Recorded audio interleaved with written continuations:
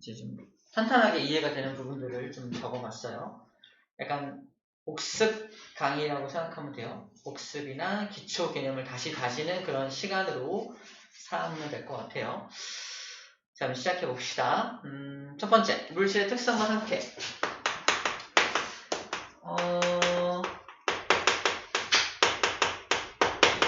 이거는 뭘 얘기하고 싶은 거냐면, 예를 들어서 이런 거야. 상온에서 물의 상태가 뭐냐라고 물어봅니다.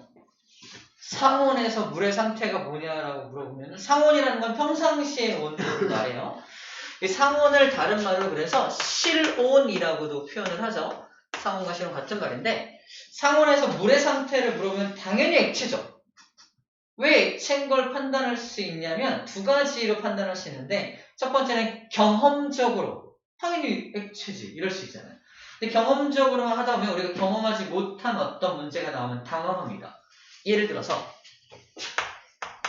질소는 영하 100도씨에서 어떤 상태냐라고 물어봅니다.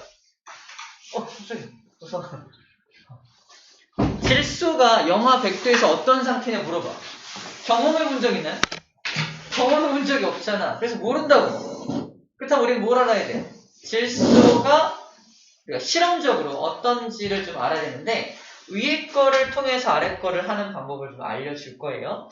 자, 상온에서 물의 상태 당연히 액체인데 이거 어떻게 원래 경험적이 아닌 다른 판단법으로 어떻게 판단하는 거냐면, 자, 뭐지?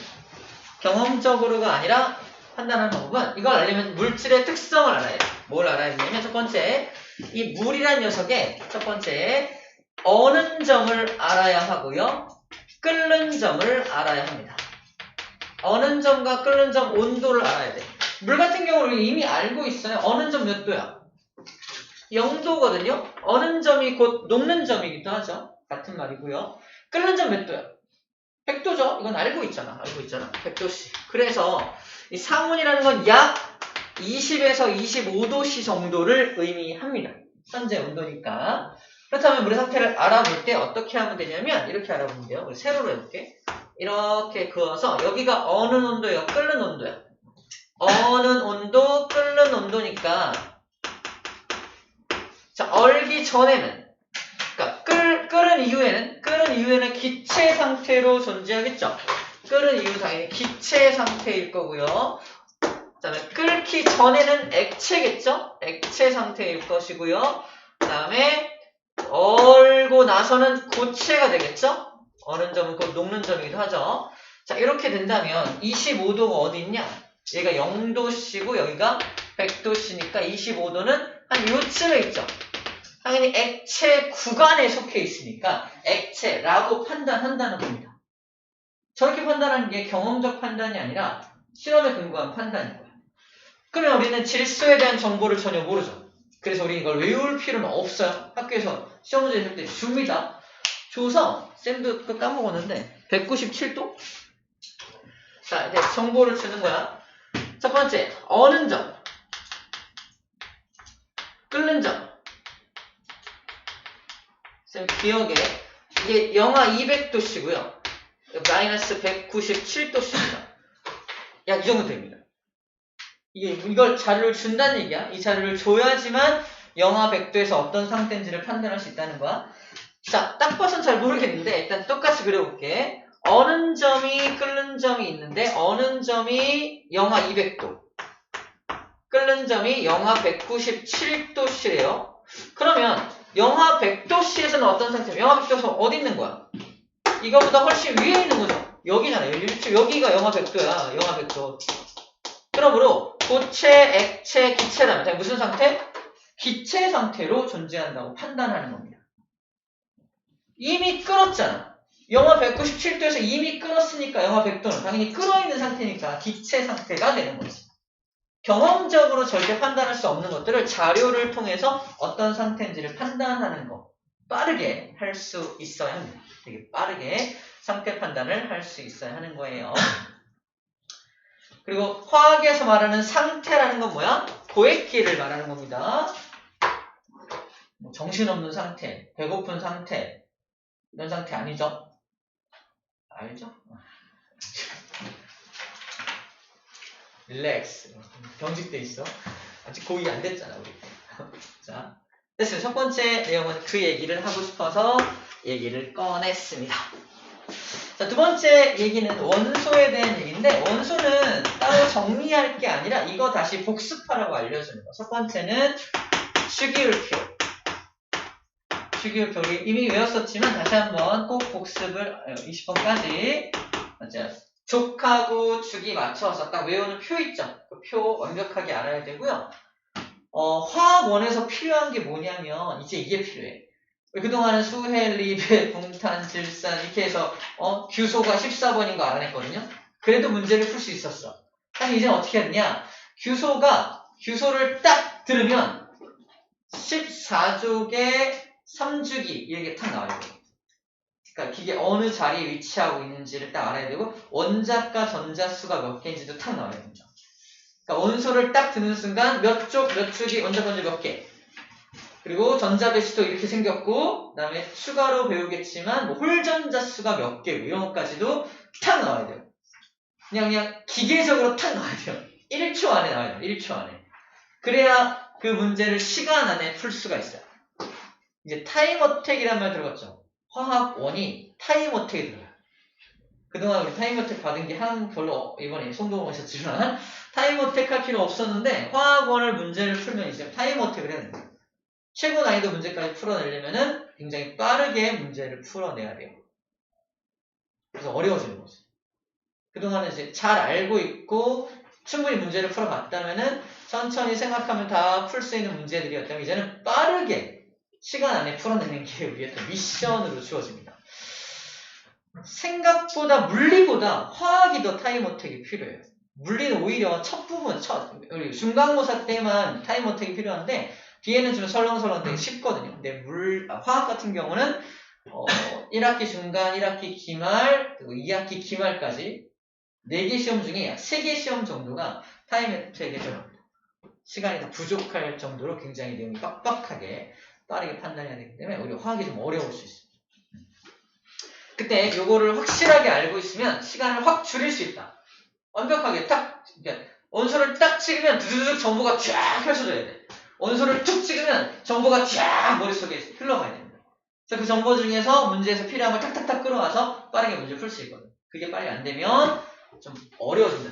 좀 이렇게 버퍼링 걸리는 것처럼 그렇게 하다 보면은 문제 해석도 안 되고 막 문제가 되게 안 풀리는 경험을 하게 돼요. 꼭 잘 외워주어야 합니다. 주기율표에 대한 부분들. 그래요. 주기율표만 정말 잘 완벽하게 알고 있어도 원소에 대한 부분들 이걸 이용한 나머지 내용들은 이제 개념을 배울 때나 되게 편하게 배울 수가 있을 거예요. 자, 이 차원에서 원소를 한번 강조하는 차원에서 2번을 써놨고요. 자, 세 번째 얘기는 이제 원자와 이온. 이건 무슨 내용이냐면 바로 그겁니다. 옥텟 규칙 말이에요. 이 옥텟 규칙이 물리원, 특히 화학원에서 되게 또 강조가 되고 있는데 옥텟 규칙을 또 잘 알아야 합니다. 다시 한번 말하자면 옥텟 규칙이라는 것은 뭐냐면 물질이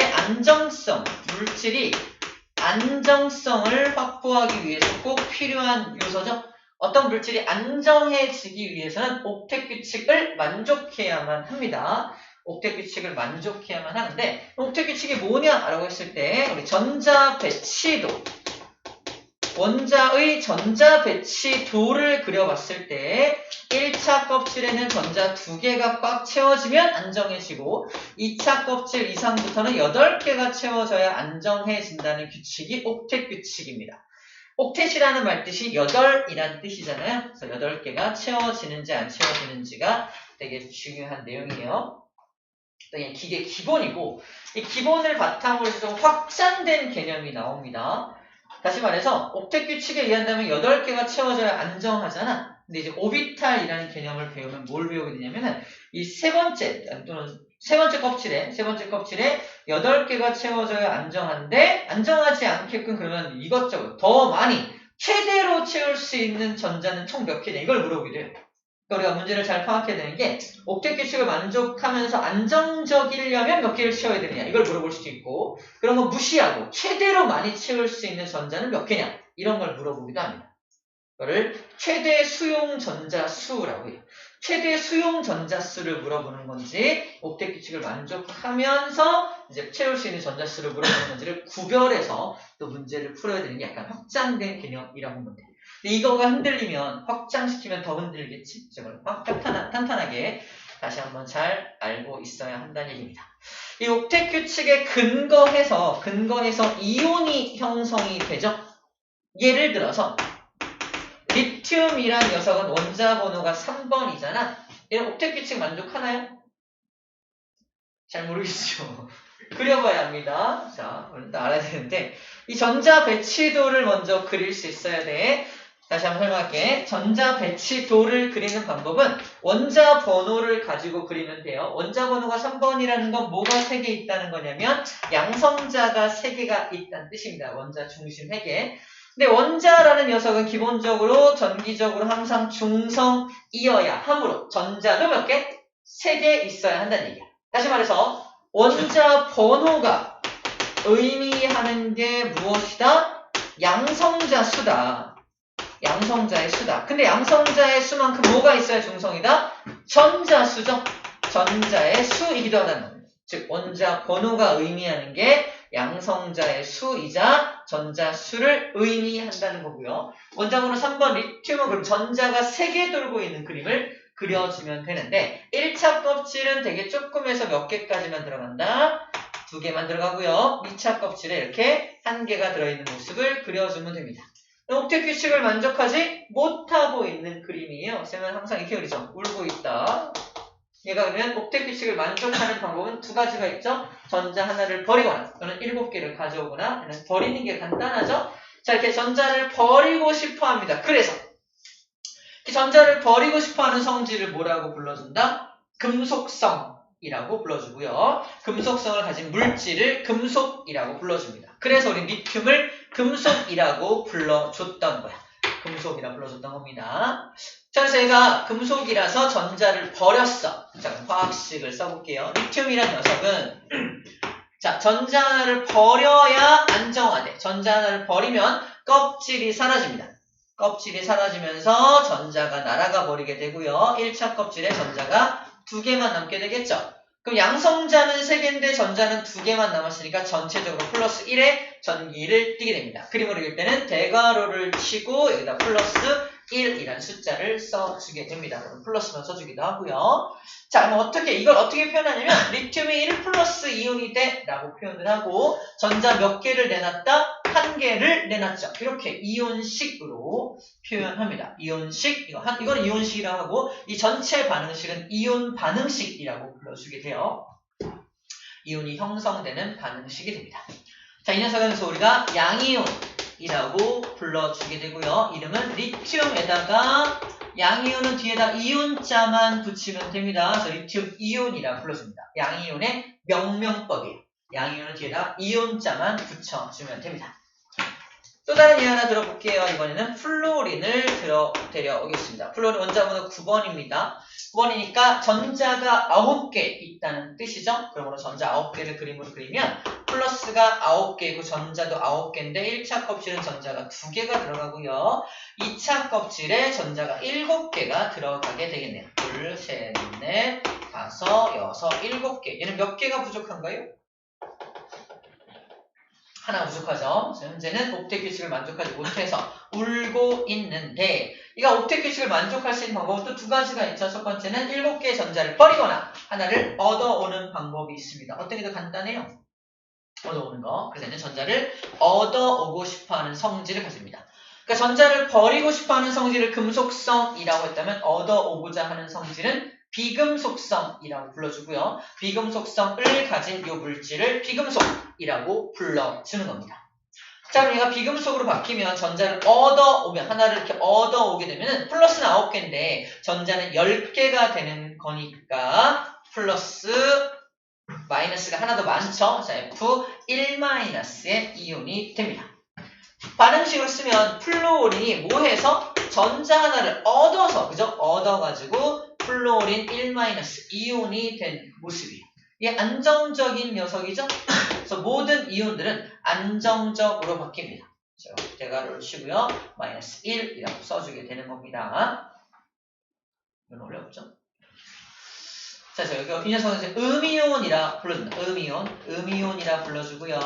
음이온의 명명법은요. 자, 원소의 이름에다가 소로 끝나면 소를 화자로 고친 다음에 이온자를 붙입니다. 근데 얘는 플로린이잖아. 소로 안 끝났죠? 그럼 그때는 뭐 어떻게 한다? 그냥 화자를 그냥 붙인 다음에 이온을 붙여. 그래서 이름이 뭐다? 플루오린 화이온이라고 불러주는 거야. 플루오린 화이온입니다. 화자가 붙어있으면 우리 뭐라고 눈치채면 된다? 아, 음이온이구나 라고 눈치를 채면 됩니다. 생전 처음 보는 이온의 이름인데 무슨 화자가 붙어있네? 이거 음이온인가 보다 라고 생각해주면 되는 거죠. 자, 그래서 어쨌든 우리가 원자들이 이온으로 바뀌는 이유가 뭐다? 결국 옥텟 규칙을 만족하기 위해서라는 거죠. 자, 이렇게 옥텟 규칙을 만족하려고 이온이 되다 보니까 나는 플러스 이온이 되었어. 안정적인 물질이 되었어. 나는 마이너스 이온이 되었어. 나도 안정적인 이온이 되었어. 둘은 결합할 필요가 있냐? 더 이상 반응할 필요가.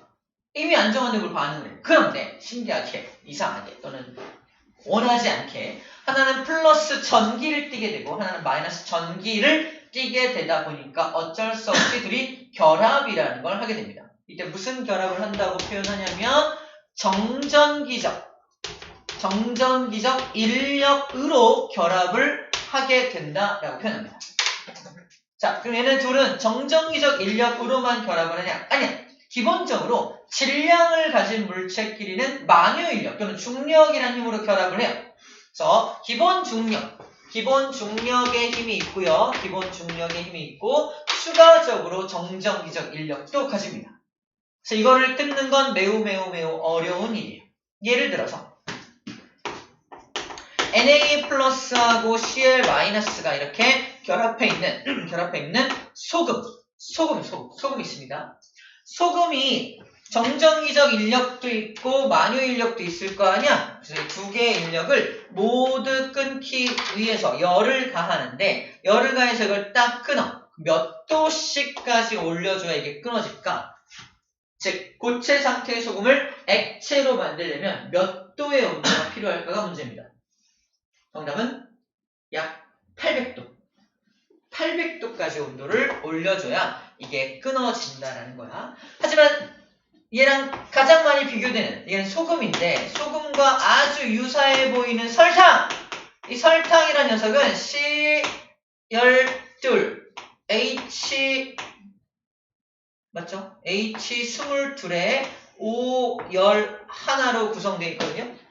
이거 공유 결합 물질인데 얘는 전기를 띠고 있지 않고 있어요. 그래서 얘는 설탕 분자와 설탕 분자가 만유인력으로만 중력으로만 이렇게 붙어 있거든요. 이거를 끊어내면 액체가 되는 거야. 그래서 설탕의 녹는점 몇 도가 되냐? 그래서 달고나 만들 때 별로 안 올라가죠. 한 60도 정도 올려주면은 얘는 액체로 녹게 됩니다. 이게 녹는 점. 녹는 점의 차이가 이렇게 크게 나는 이유가 바로 이런 정전기적 인력이 있냐 없냐가 그 차이를 결정한다라는 거죠. 정전기적 인력이 있냐 없냐가 그 차이를 결정하게 됩니다. 자, 이런 것까지도 이렇게 예상해 볼 수 있는 내용들이에요. 자, 우리 결합 중에서 이제 첫 번째 이온 결합을 얘기를 했고요. 공유 결합은 따로 설명하진 않을게요. 충분히 했었던 내용이라서. 하지만 공유 결합과 이온 결합의 큰 차이점이 어떻게 나타나는지 잠깐 정리를 해보았습니다. 본격적으로 하고 싶은 얘기는 이거예요. 처음에 우리 쌤이 고1 때도 설명을 했던 건데 세상에 있는 큰 결합은 총 3가지 결합이 있습니다. 왜냐하면 세상에 있는 물질이 금속이라는 물질이 존재하고 또는 비금속이라는 물질이 존재하기 때문에 그래요. 그럼 결합하는 종류는 3가지밖에 없는 게 금속과 금속이 결합하는 경우 또는 금속과 비금속이 결합하는 경우 마지막은 비금속과 비금속이 결합하는 경우 세 가지밖에 없잖아. 그죠? 정리하면 금속과 금속이 결합하는 경우와 금속과 비금속이 결합하는 경우와 비금속과 비금속이 결합하는 이 세 가지 경우밖에는 결합이 없다는 겁니다. 큰 결합은 물론 세부적으로 나눠지는 결합은 또 있죠. 수소 결합이니 무슨 정전기적 인력에 의한 결합이니 이렇게 결합의 이름이 또 다른 결합들이 있지만 우리 물질의 개념으로 봤을 때 이 세 가지 큰 결합밖에는 없다라는 것도 이해를 하자는 차원에서 얘기를 꺼냈어요. 금속과 금속 간의 결합을 우리는 금속결합이라고 합니다. 금속결합이라고 불러주고요. 금속과 비금속 간의 결합이 바로 이런 NaCl 같은 하나가 전자를 주고 하나가 전자를 받는 금속은 전자를 버리고 싶어 하고요. 비금속은 전자를 받고 싶어 하니까 궁합이 딱 맞죠? 그래서 비금속과 비금속 간의 결합이 바로 그 유명한 이온 결합이 됩니다. 자, 그리고 전부 비금속들끼리만 있을 때 어떻게 해요? 누가 전자를 줄 수가 없지. 서로 전자를 공유해서 결합을 하게 되죠. 이거를 공유결합이라고 불러줍니다. 세상에 존재하는 가장 커다란 결합 세 가지는 이 세 가지가 가장 커다란 결합 세 가지다. 세 종류가 가장 일반적인 결합이다 라고 얘기할 수 있겠습니다. 이건 충분히 우리가 고1 과정에서도 많이 다뤘던 내용이라서 잠깐 짚고만 넘어갈 건데 이 결합의 모든 결합의 근원이 되는 원리는 뭐다? 옥텟 규칙이다 라고 말하고 있습니다. 이온이 형성되는 원리, 결합이 형성되는 원리 모두 옥텟 규칙에 근거합니다. 근데 고2 때 우리 힘들게 하는 건 뭐다? 이건 옥텟 규칙에서 예외야. 이런 게 있어요. 옥텟 규칙에서 예외적으로 또 이건 옥텟 규칙을 벗어나 이런 것들이 등장을 합니다. 그런 것들은 따로 우리가 따로 분류해서 따로 공부해줘야 되는 부분이 나타납니다. 근데 옥텟 규칙부터 흔들리면 또 이것도 추가로 공부하는 게 또 어려워지기 때문에 흔들리지 않게끔 다시 정리를 해줄 필요가 있다는 거예요. 여기까지가 3번에 대한 내용입니다. 저희 4번까지 하고 잠깐 한숨 돌리고 할게요.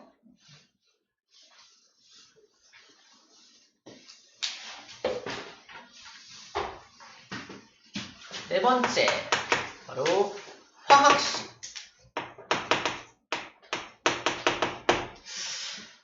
선생님이 1학년 수업할 때는 이거를 전체적으로 해줄 시간이 좀 없어서 안 했는데 지금 해줄게요. 화학식이라는 게 뭐냐면 화학에 사용하는 모든 식을 화학식이라고 불러줍니다. 선생님이 아까 썼던 것 중에서 리튬이라고 썼던 거 있죠? 이건 뭐야? 원자입니다. 그죠? 원자를 표현한다. 리튬이라는 원자를 이런 기호로 표현한 겁니다. 이걸 원자를 표현한 식, 원자식이라고 해요. 원자식. 이 원자를 표현한 식도 화학에서 사용하는 식이죠. 그러므로 화학식의 종류 중에 첫 번째 종류가 원자식인 거야. 또 표현했던 게 리튬이 전자를 버려서 리튬 1+가 되고 전자를 내놓아요 라고 했잖아. 그 얘는 또 뭐야? 얘는 원자인가요? 이온이죠. 그래서 얘는 이온식이에요. 이온을 표현한 식입니다. 화학식에는 그래서 원자식도 있고 이온식도 있는 거야. 많이 헷갈리는 게 식이라 그래서 우리 A 플러스 B는 식 이런 걸 우리 식이라고 배웠잖아. 이게 식이 아니야. 과학에서는 이건 식이 아니라 이거는 반응식이야. A하고 B가 반응해서 C가 된다. 화살표로 표현하라고 꼭 했어요, 선생님이. 화살표로 표현한 요 식은 반응식이라고 불러주고요. 이온식, 원자식은 뭐다? 저거 하나를 말합니다. 하나를. 수소 원자 2마리 하고요. 산소 원자 1마리가 만나서 H2라고 하는 분자를 만드네요. 그죠? 분자식이라고 합니다. 물론 자연계에는 이렇게 분자 형태로 존재하기 때문에 이 H2가 O2가 되어서 이 H2가 돼. 얘도 수소 분자를 표현한 분자식, 얘도 산소 분자를 표현한 분자식, 얘도 물 분자를 표현한 분자식입니다. 이걸 분자식이라고 해요. 분자를 표현한 식, 분자식이라고 불러줍니다. 분자식이라고 불러줘요.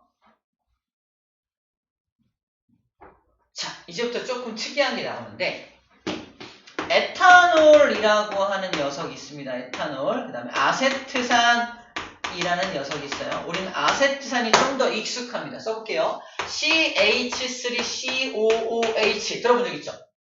이게 아세트산이거든요.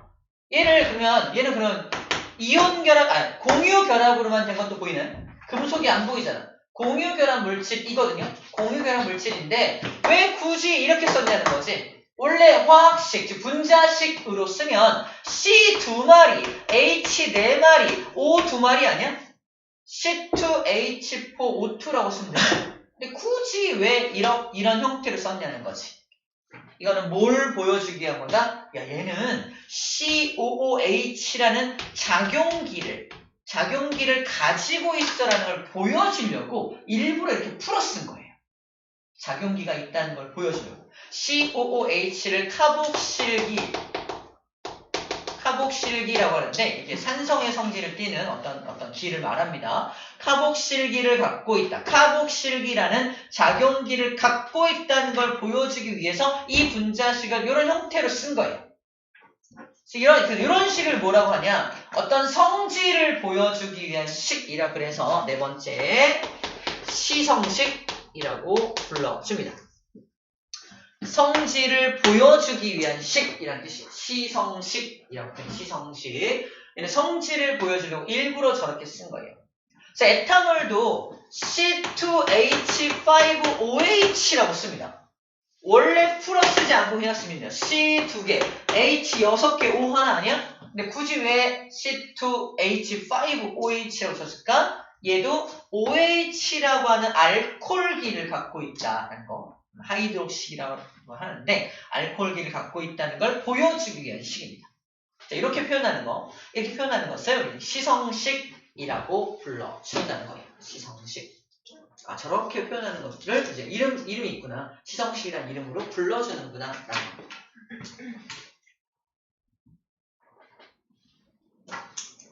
또 시성식의 특징이 있는데 시성식은 또 이렇게 작용기를 사용하는 특징이 있고요. 또 실험식이라는 실험식. 고2 때 잠깐 등장을 합니다. 실험식은 뭐냐면 내가 아세트산의 화학식이 뭔지 몰라서 이것저것 실험을 해서 아세트산을 구성하는 원소가 탄소, 수소, 산소로 되어 있다는 걸 알아내. 그리고 그 탄소, 수소, 산소가 1대 2대 1로 결합해 있다는 걸 알아냅니다. 원래는 2대 4대 2라서 2, 4, 2가 맞잖아. 근데 실험으로 알아냈더니 가장 간단한 정수비로 나타나는 거야. 그래서 분자식을 가장 간단한 정수비로 나타낸 것을 뭐라고 한다? 그걸 실험식이라고 해요. 그러니까 분자식하고 실험식이 거의 비슷한데 분자식이 이렇게 N배라는 정수배로 써져 있는 것이라고 한다면 실험식은 그걸 다 약분해서 가장 간단한 정수비로 표현한 것을 실험식이라고 한다라고 일단 알고 있으면 됩니다. 가장 간단한 정수비로 실험을 통해 알아내기 때문에 정수비로 표현하는 거예요. 그래서 가장 간단한 정수비로 실험식이 나오면 이걸 분자량 고려하고 뭐 고려해서 원래는 이거겠네라고 다시 2차적으로 다시 추리해내야 돼요. 그래서 분자식은 이거겠네라고 한 번 더 추리해냅니다. 그래서 실험식을 근거로 해서 분자식까지 알아내야 되는 게 앞으로 우리가 해야 될 어떤 그런 거라고 보면 되겠어요. 자, 마지막 하나가 있는데요. 마지막 하나는 7번. 바로 구조식입니다. 자, 구조식이 뭐냐면요. 우리 물 분자를 그림으로 그리면 산소가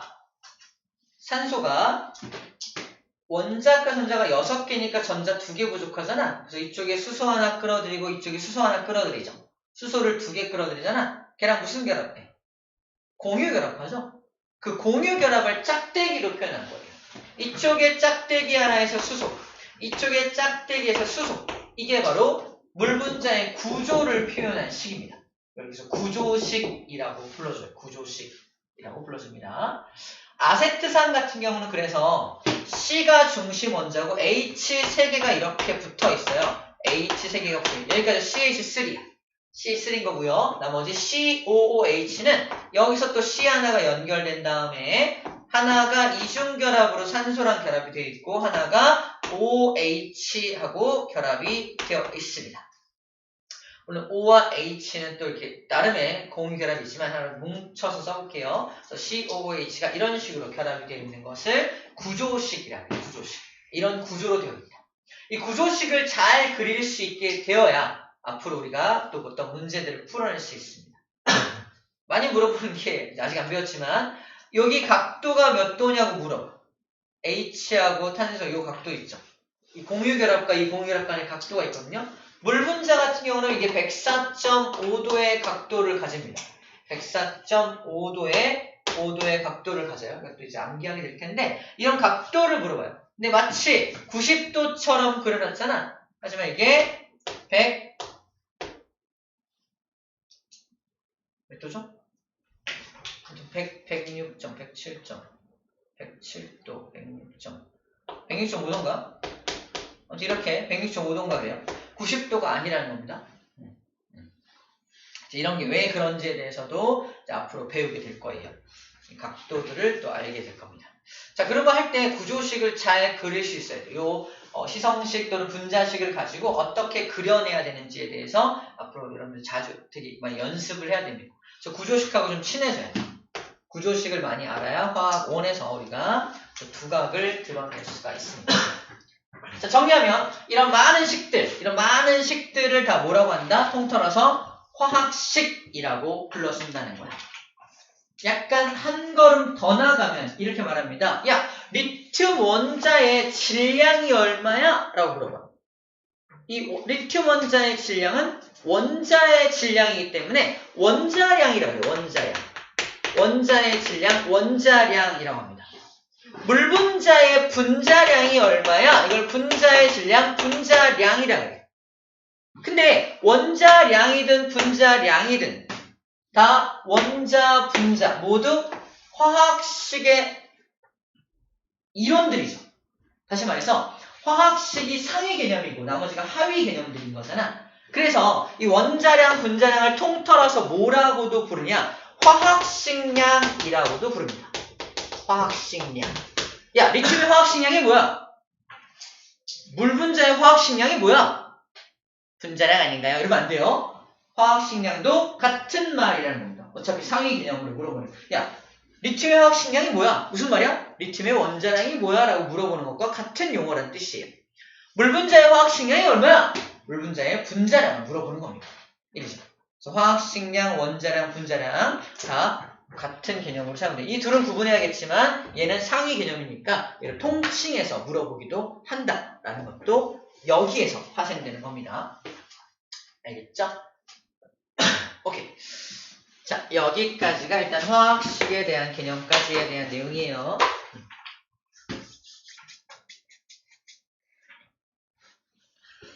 잠깐 한숨 돌리고 또 나머지 합시다. 잠깐만 쉬었다 할게요.